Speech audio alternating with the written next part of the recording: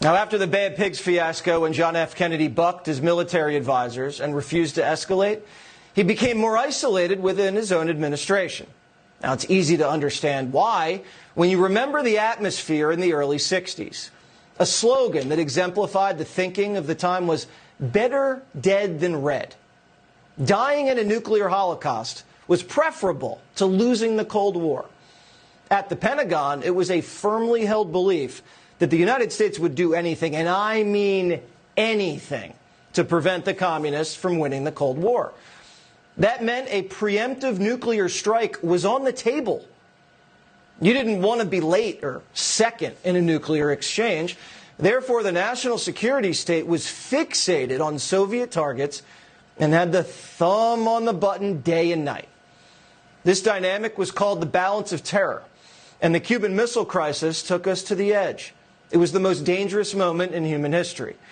Khrushchev secretly installed nuclear missiles in Cuba to prevent an imminent American invasion of the island and to restore the balance of power because the United States had surrounded the Soviet Union with bases and had nuclear missiles on their doorstep in Turkey and Italy.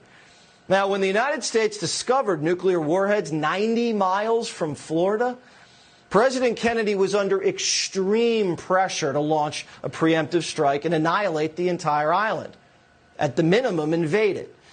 Even despite the strong possibility that the Russian response would have been massive, maybe even nuclear, rather than invading Cuba, Kennedy threw up a naval blockade, preventing Soviet missile shipments from reaching the island.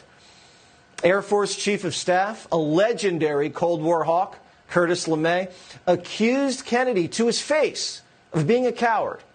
He said, quote, "This is almost as bad as the appeasement at Munich," he said. We know this because Kennedy secretly tape recorded these conversations.